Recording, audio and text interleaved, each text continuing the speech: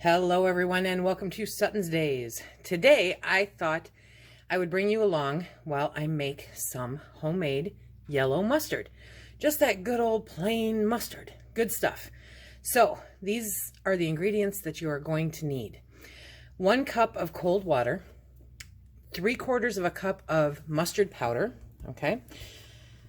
3/4 of a teaspoon of kosher salt, or I'm using the pickling canning salt because that's what I've got on hand.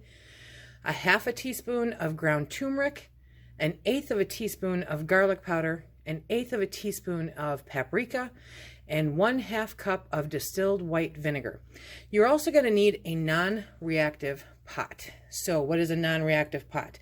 It needs to either be glass, enamel, or stainless steel. If it happens to be copper bottom, but there's stainless steel encasing it, so that you're not getting any of this touching copper, then you're still good. Otherwise, your mustard will probably turn out kind of metallic tasting, not good. You won't like it. So you want a non-reactive pot only. Again, glass or enamel or stainless steel. You'll also need a whisk and a little less than an hour of time. This is going to be so much fun. Let's get started. So I have my enamel covered pot here, okay? And we're going to add all of the ingredients to the pot with the exception of the vinegar. So we have our water.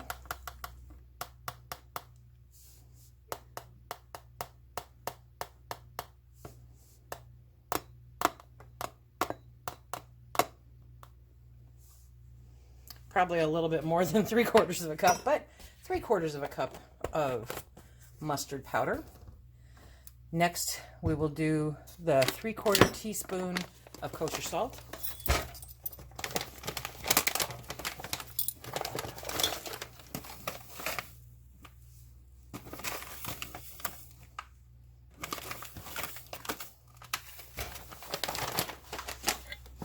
Then 1/2 teaspoon of ground turmeric.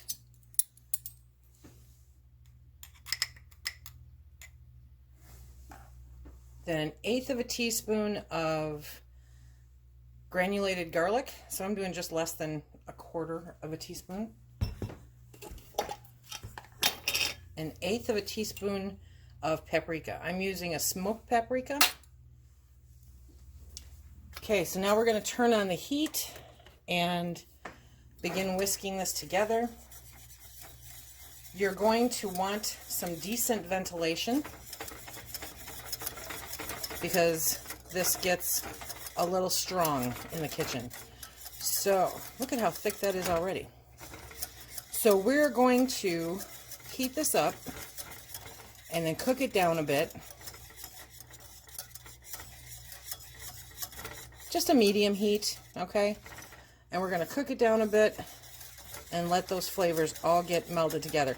Figure probably about 1/2 an hour. And you're going to want to whisk it together rather frequently because you don't want it to scald. So because I need to turn on the fan, we'll be back when that time is over.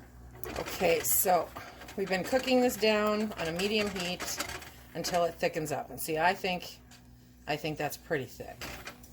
I think that's pretty thick. So now we are going to add the vinegar. I had to get the spatula in order to decide if it was thick enough. Okay, so now for the vinegar. You want a 1/2 cup of white distilled vinegar.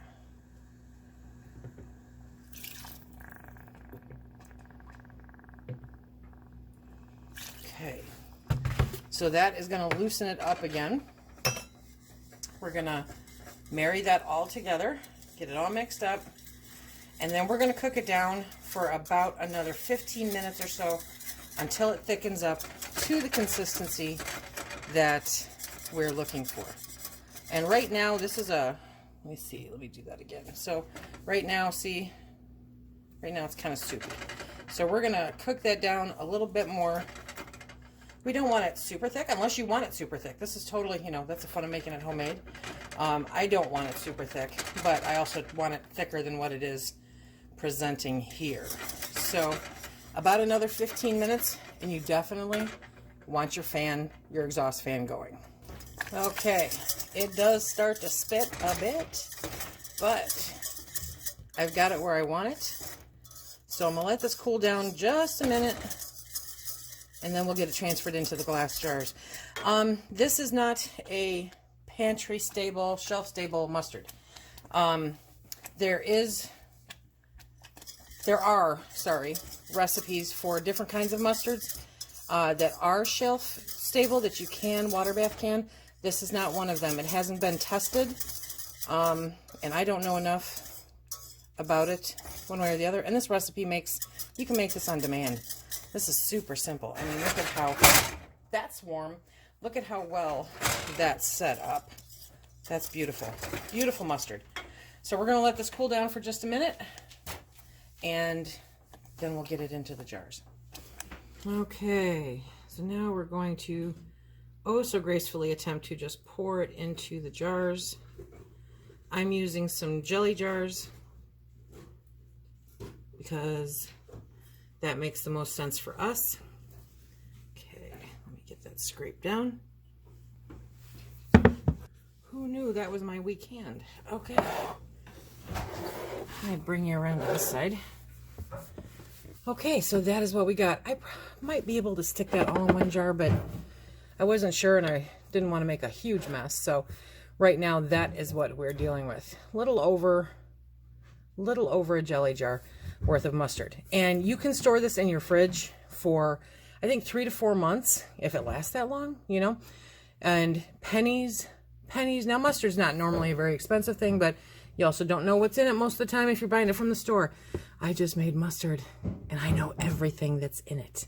It's awesome. So this is how we make our homemade mustard, or one of our homemade mustards. Wait until I show you the next one another day. Okay, remember, if you like what we do here, please hit that like, subscribe, and share. Check us out on Instagram, Facebook, and Twitter. I'm going to go find some pretzels and dip it into some mustard. Be safe.